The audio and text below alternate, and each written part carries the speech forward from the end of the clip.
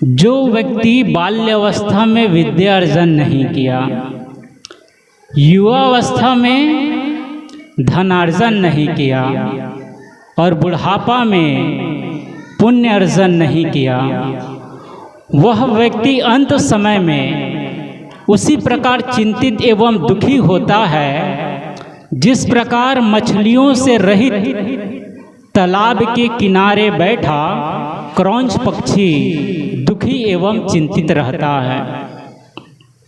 एक बूढ़ा क्रौंच पक्षी है जो उड़ नहीं सकता है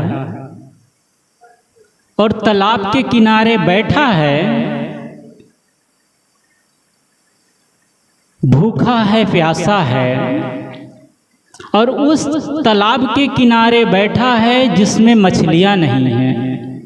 मछली ही उसका भोजन है और उस किनारे बैठा है जिसमें मछली है ही नहीं, और उड़कर वो दूसरे तालाब के पास जा भी नहीं सकता। तो वो भूखे प्यासे और चिंतित दुखी रहता है। उसी प्रकार जिन्होंने अपने बाल्यावस्था में विद्या अर्जन नहीं किया, जवानी में धनार्जन नहीं किया और बुढ़ापे में पुण्यार्जन नहीं किया, वह व्यक्ति भी उसी प्रकार दुखी होता है जिस प्रकार क्रौंच पक्षी दुखी एवं चिंतित रहता है। पढ़ाई हमारे जीवन में बहुत महत्वपूर्ण है। इस प्रकार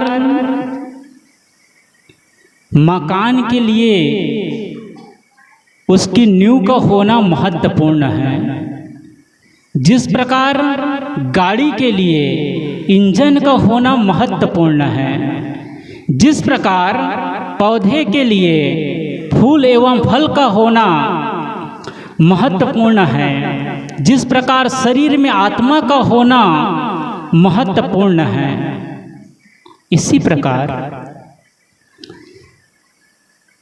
आज के समय में विद्या की बहुत आवश्यकता है। जिन्होंने किसी कारणवश, पहले के लोग गरीबी के कारण पढ़ाई लिखाई नहीं कर पाए, कोई मजबूरी में छोटे छोटे भाई बहन हैं उसको संभालने में पढ़ लिख नहीं पाया, और कुछ लोग हैं जिसका बचपन का समय गाय भैंस चराने में ही, खेती बाड़ी संभालने में ही बीत गया। पढ़ाई की एक अवस्था होती है, उस अवस्था में यदि पढ़ाई नहीं कर पाया तो फिर बुढ़ापे में पढ़ाई तो होगी नहीं। तो उस व्यक्ति को बहुत टिकट गया था, तो उन्होंने मुझे कहा, साहब ये फॉर्म है, इसको भर दीजिए। मैं उसको विनोद में कहा मजाक से कि आप तो राजमिस्त्री हैं, आप पढ़े नहीं हैं। उन्होंने कहा, साहब मकान का तो सारा काम ऑल टोटल काम कर लेते हैं, लेकिन ये पढ़ाई नहीं कर पाए। तो उसको कितनी परेशानी होती, कोई काम है अपने से कर नहीं पाता। पहले समय देखा जाता था कुछ लोग चतुर चालाक लोग होते थे, वे लोग क्या करते थे, किसी के मकान को अपने नाम में करवा लेते थे। किसी की जमीन है उसमें अपना नाम दे दिए और दस्तखत करा लेते थे। पढ़ा लिखा नहीं है बेचारा, क्या जाने कौन चीज़ का दस्तखत है। कुछ पूछा जाता कि किस चीज़ का दस्तखत है तो कुछ के कुछ बहाना लगा देता कि अमुक ऑफर है या कुछ भी सरकारी ये कानून है, इसके दस्तखत है। लेकिन समय जब बीत जाता बाद में पता चलता कि उसके नाम में ज़मीन है ही नहीं, कोई धोखे से अपने नाम में कर लिया। कोई मकान को अपने नाम में कर लिया। तो पढ़ाई की बहुत आवश्यकता है। यहाँ संत जन कहते हैं कि जिसने अपनी बाल्यावस्था में विद्या अर्जन नहीं किया, देखा जाता है आज के समय में जो लोग पढ़ाई लिखाई किए हैं, पढ़े लिखे हैं, वे लोग बड़े बड़े पद पर, बड़े बड़े पोस्ट पर कार्यरत हैं। और जो लोग पढ़े लिखे नहीं हैं, वे लोग को आज देखिए, कोई खेती किसानी करता है, कोई मजदूरी करके जीता है। उन लोगों का जीवन बिल्कुल सामान्य स्तर का है। वे पढ़ाई की कीमत आज उसको पता चला कि कितनी शिक्षा महत्वपूर्ण है। इसलिए गरीब से गरीब आदमी भी मजदूरी करके, जमीन को गिरवी रख के अपने बच्चे को पढ़ाता है कि मैं भले ही ना पढ़ पाया, लेकिन मेरे जैसे मेरे बच्चे ना रह जाए, मेरे जैसे बिना पढ़े लिखे मेरे बच्चे न रह जाए। वे कितनी कठिनाई से मेहनत मजदूरी करते हैं और अपने बच्चे को अच्छे से अच्छे स्कूल में पढ़ाई कराते हैं। कितने लोग जो भौतिक चीज़ों से संपन्न हैं, वे लोग विदेशों में या बड़े बड़े महानगरों शहरों में अपने बच्चों को पढ़ाते हैं। तो पढ़ाई हमारे जीवन में महत्वपूर्ण हिस्सा है। हर व्यक्ति को चाहिए कि कुछ न कुछ अपने बच्चों को किसी प्रकार पढ़ाए। पहले गुरुकुल हुआ करते थे, गुरुकुल में बच्चे गांव-गांव में शिक्षा है, स्कूल है और बच्चे कोचिंग करते हैं, ट्यूशन करते हैं, तब कहीं शिक्षा पूरी होती है। तो हर व्यक्ति को चाहिए कि पढ़ाई लिखाई पर ध्यान दे। अपना नहीं पढ़ लिख पाए तो अपने बच्चे को कम से कम पढ़ाए लिखाए। जिसने जवानी में धनार्जन नहीं किया, जिसकी पहला कदम सही दिशा में पड़ गया, वह व्यक्ति मंजिल तक अवश्य पहुंचता है। जिसका पहला कदम ही गलत दिशा में पड़ गया, वह मंजिल तक कभी नहीं पहुंचता। तो ये प्रारंभ का जीवन, शिक्षा से व्यक्ति का जीवन शुरू होता है। तो बचपना में, प्रारंभ अवस्था में शिक्षा चाहिए। दूसरी, जवानी में धनार्जन चाहिए। धन के बिना जीवन कैसा? धन के बिना जीवन संभव ही नहीं है।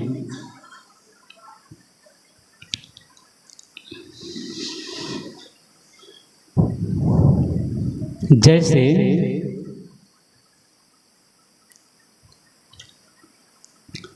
कोई दुकानदार होता है, वह दुकानदार सुबह अपनी दुकान खोलता है, सुबह अपनी दुकान खोलता है बाजार में और वहाँ बैठा रहता है।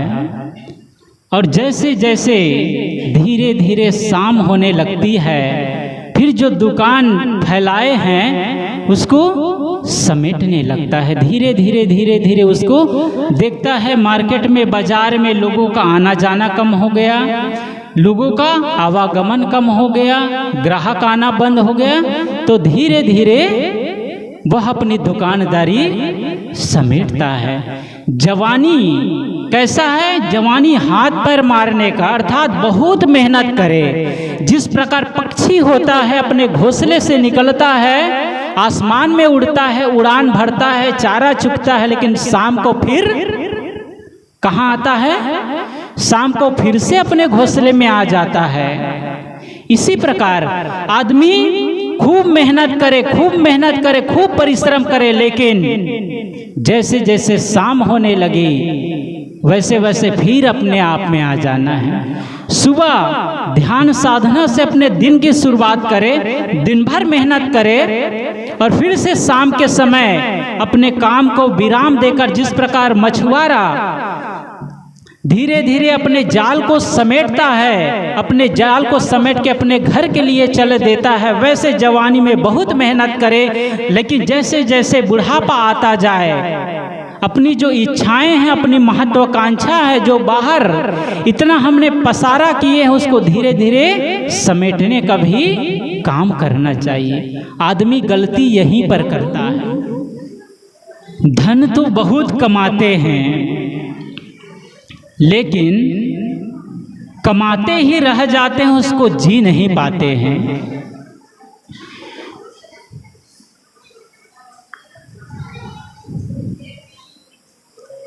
यस्य अर्था तस्य मित्राणि, यस्य अर्था तस्य बांधवा, यस्य अर्था स पुमं लोके, यस्य अर्था स च पंडिता। क्या कहते हैं? जिसके पास धन है, यस्य अर्थात तस्य मित्राणि, जिसके पास धन है उसके बहुत से मित्र बन जाते हैं। यस्य अर्थात तस्य बांधवा, और जिसके पास धन है उसके बंधु बांधव भी उसे आकर घेर लेते हैं, उससे मित्रता कर लेते हैं। यस्य अर्थात सपुमं लोके, यस्य अर्थात सच पंडिता, जिसके पास धन है उसे ही आज के समय में सम्मानित एवं विद्वान व्यक्ति समझा जाता है। तो धन की बहुत आवश्यकता है। जिंदगी देखते देखते ढल जाती है, हाथ से जैसे रेत फिसल जाती है। सिर्फ जीने की ही रूटीन में उम्र लोगों की निकल जाती है, उम्र लोगों की निकल जाती है। लोग केवल जीने की तैयारी ही करते रह जाते, जी नहीं पाते हैं।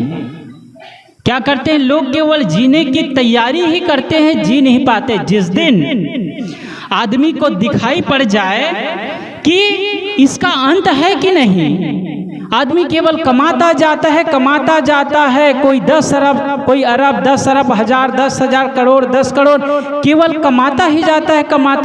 3 करोड़ रुपए उन्होंने कमाया। अब मन में सोचता है कि बहुत कमा लिया, बुढ़ापा आ गई, इस कमाए हुए धन का वो उपयोग किया जाए, साल भर अब आराम से बैठकर खाऊंगा। वह व्यक्ति सोच ही रहा था, वैसे ही मृत्यु आकर खड़ी हो जाती है, कहती है चलो तुम्हारा समय पूरा हो गया, तुम्हारा टिकट कट गया, अब तुम्हें मेरे साथ चलना है। वहाँ सेठ आदमी, सेठ था, बूढ़ा हो चला था, जिया नहीं था, केवल जीवन भर तैयारी किया, न कभी दान धर्म किया, न कभी सत्संग किया था, केवल धन कमाता रहा, उसका उपयोग नहीं कर पाया। अब मन में सोचता है अब बुढ़ापा आ गई, शरीर अब अंतिम अवस्था की ओर है, अब जो मैंने धन कमाया है उसको जीऊं, उसका उपभोग करूं। वैसे ही उसके पास मृत्यु आ गई, कहती है चलो तुम्हारा समय पूरा हो गया, तुम्हारा टिकट कट गया, तुम मेरे साथ चलो। वह व्यक्ति बहुत घबरा गया। उन्होंने कहा अभी तो मैंने केवल कमाया है, इसका उपयोग नहीं किया है, अभी कैसे चलूं? मौत कहती है तुम्हारा टिकट तो कट गया है और इसके बाद तुम्हें बिल्कुल भी समय नहीं है, समय बर्बाद मत करो, चलो मेरे साथ।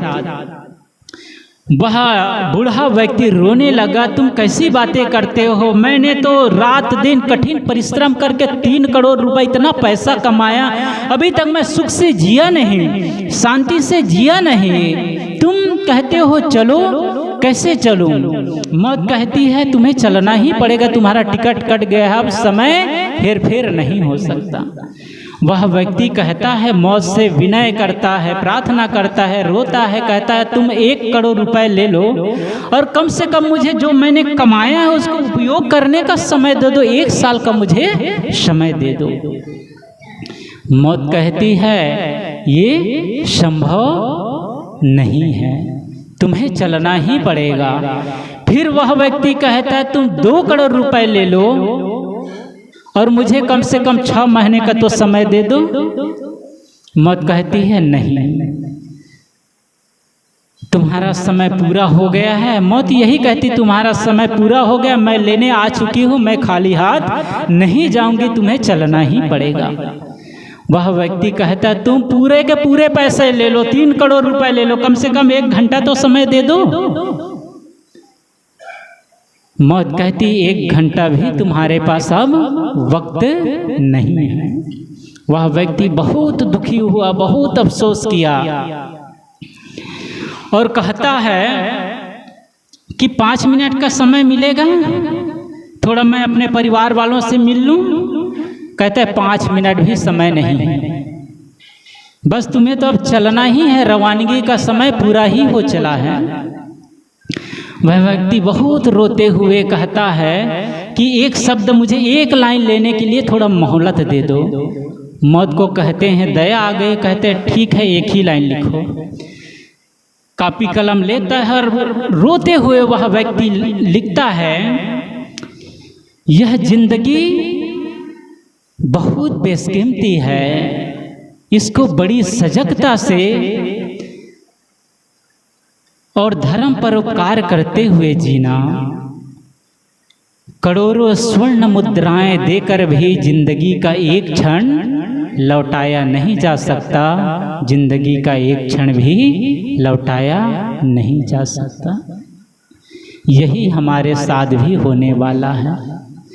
हमने अभी जीने की तैयारी ही नहीं की, अभी केवल जिया ही नहीं, अभी केवल तैयारी ही चल रही है। आज जो है ना उसमें ही जीना शुरू कर दे। ये नहीं कहे कि अभी तो सुख से नहीं जी सकते, अभी मकान बन जाएगा तब सुख से जिएंगे, तब भक्ति करेंगे, जब बच्चे की शादी हो जाएगी तब भक्ति करेंगे, तब सुख से जिएंगे। नहीं, अभी जिस दिन हमें ये बाहर का संसार दिखाई पड़ेगा कि ये तृष्णा कैसी है, अमर बेल की भांति है। अमर बेल कैसे होते जानते हैं? पीला पीला होता है लता बेली, जिस वृक्ष पर वो लग जाता है उस वृक्ष को पूरा चूस लेती है। उस वृक्ष में न तो कुछ फूल लगते हैं न ही फल लगते हैं, क्योंकि उसमें जड़ होती ही नहीं। एक वृक्ष से दूसरे, दूसरे से तीसरे ऐसी ही यात्रा करती, वो कभी मरती नहीं है। हमारी इच्छाएं वही अमर बेल की भांति जो कभी मरती नहीं है, और जिसको ये अमर बेल रूपी तृष्णा पकड़ लेती है उसको पूरा चूस लेती है। उसके जीवन में कोई प्रसन्नता नहीं, उसके जीवन को देखो तो टेंशन, अशांत, दुखी ही रहता है, धन बहुत हो जाता है, लेकिन वो जिया ही नहीं, केवल तैयारी ही करता है, केवल योजना ही बनाता है कि कल जिएंगे। कहा जाता है नाच ना आवे आंगन टेढ़ा, व्यक्ति को नाचना आता ही नहीं है, कहता है आंगन टेढ़ा है कैसे नाचे। भूख लगी कहते हैं अभी तो रूखी सूखी रोटी, जिस दिन थाल में सारे व्यंजन आ जाएंगे उस दिन हम भोजन करेंगे। कहीं ऐसा ना हो आंगन सीधा होते होते हम नाचना ही भूल जाए। थाली में 56 प्रकार के व्यंजन आते आते कहीं हमारे प्राण ही ना निकल जाए। आज जो रूखी सूखी है उसको खा लिया जाए और अपनी जो भूख की ज्वाला है उसको मिटा लिया जाए। आज आंगन टेढ़ा उसी में ही थोड़ा नाच लिया जाए, जब सीधा होगा तब और बढ़िया से नाच ले। अर्थात जो चीज हमारे पास आज उपलब्ध है उसी में ही हम अपने जीवन को बेहतरीन तरीके से जीना शुरू कर दे। धर्म, भक्ति, परोपकार करते हुए, सत्संग करते हुए। ये नहीं कहे कि आज तो बच्चे छोटे छोटे, आज सत्संग करने का समय नहीं, आज दान धर्म कर, आज तो बहुत पैसे नहीं हैं, जब बहुत हो जाएगा तब थोड़ा पुण्य करेंगे, तब थोड़ा परोपकार करेंगे। नहीं, आज ही जिए, कमाए खूब लेकिन जीते भी साथ साथ चले। जो व्यक्ति को दिखाई पड़ जाता है कि जीवन अनित्य है, बब्बुलकम संसारम, या कहते हैं सदगुरु संत जन कहते हैं कि यह जीवन कैसा है, पानी के बुलबुले के समान क्षण भंगुर है, क्षणिक है, कब फूट जाए पता नहीं, कब रवानगी का समय आ जाए पता नहीं, अवस्था बहुत हो चली है। इसलिए जो व्यक्ति जवानी में धनार्जन नहीं किया और जो व्यक्ति अपने बुढ़ापा में पुण्यार्जन नहीं किया, वह व्यक्ति उसी प्रकार चिंतित एवं दुखी रहता है जिस प्रकार मछलियों से रहित तालाब के किनारे बैठा क्रौंच पक्षी दुखी एवं चिंतित रहता है। हमें जो कमाते हैं थोड़ा दान भी करना चाहिए, थोड़ा धर्म भी करना चाहिए, थोड़ा परोपकार भी करना चाहिए। यही हमारे अंत के सहायक है। इस सृष्टि में जब से ये दुनिया, जब से इतिहास लिखा गया, तब से इतिहास के पन्नों पर देखा जाए कि किसने मकान लेकर गया, कौन धन लेकर गया, कौन परिवार लेकर गया। जो कमाया सब यही रहा, जो किया धरा सब यही रहा, लेकिन जिन्होंने परोपकार किया, धर्म किया, पुण्य किया, वही व्यक्ति कुछ लेकर गया यहाँ से। एक भिखारी व्यक्ति एक सेठ के दरवाजे पर पहुँचता है, कहते हैं सेठ जी कुछ पैसे दे दो, बहुत भूखा हूँ। सेठ ने कहा कि पैसे नहीं हैं। भिखारी ने कहा बाबूजी 2 रोटी ही दे दो, बरसों हो गए रोटी का स्वाद ही भूल गया। रोटी का स्वाद कैसी होती है भूल गया, बरसों बीत गए। सेठ जी कहता है तुम चिंतित मत हो, तुम दुखी मत हो, जो रोटी का स्वाद था जो पहले हुआ करता था ना, वैसे ही है आज भी रोटी का स्वाद, उसमें बदलाव बिल्कुल भी नहीं। तुम क्यों दुखी होते हो कि रोटी का स्वाद भूल गया? रोटी का स्वाद वैसा ही है। भिखारी यह कह रहा था कि बरसों हो गए, बहुत दिन हो गए, मेरे पेट में रोटी नहीं गए, पैसा नहीं तो कम से कम 2 रोटी ही दे दो, उसको खाकर मैं अपनी भूख मिटा लूं। वो ये कह रहा था। सेठ कंजूस था, दिया तो कुछ भी नहीं, और उल्टा उसको समझा रहे तुम दुखी मत हो, चिंतित मत हो, रोटी का स्वाद वैसा ही है जैसे पहले हुआ करता था। वो उसको समझा रहा। तो कोई भूखे व्यक्ति आ जाए तो उसको देना चाहिए, कुछ पुण्य करना चाहिए। कभी कभी देखते हैं, कई बार कहता हूँ, ट्रेनों में जाते बड़ी दया आती है, किसी के हाथ नहीं, किसी के पैर नहीं, किसी की आँखें नहीं, बेचारा एकदम लाचार, शरीर से असमर्थ लोगों के पास हाथ पसारता है, बाबूजी कुछ दे दो दे दो। लोग मुंह उधर घुमा लेता है, कोई उधर घुमा लेता है, 2 रुपए भी नहीं देता है। भिखारी किसी प्रकार दूसरे जगह चला जाता है, नहीं दिया क्या करेगा।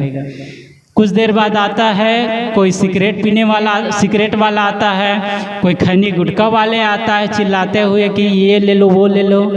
लोग अपने जेब से पैसा निकालता है, वही गुटखा लेता है और बस खाते रहता है रास्ता भर। गरीब आदमी जो असमर्थ था बेचारा, उसको क्या 2 रुपए दिया नहीं, उस आदमी की दशा कैसे होगी?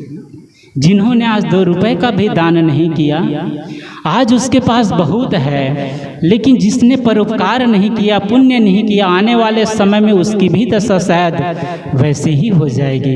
इसलिए आज जो है हमें थोड़ा परोपकार करना चाहिए, पुण्य करना चाहिए।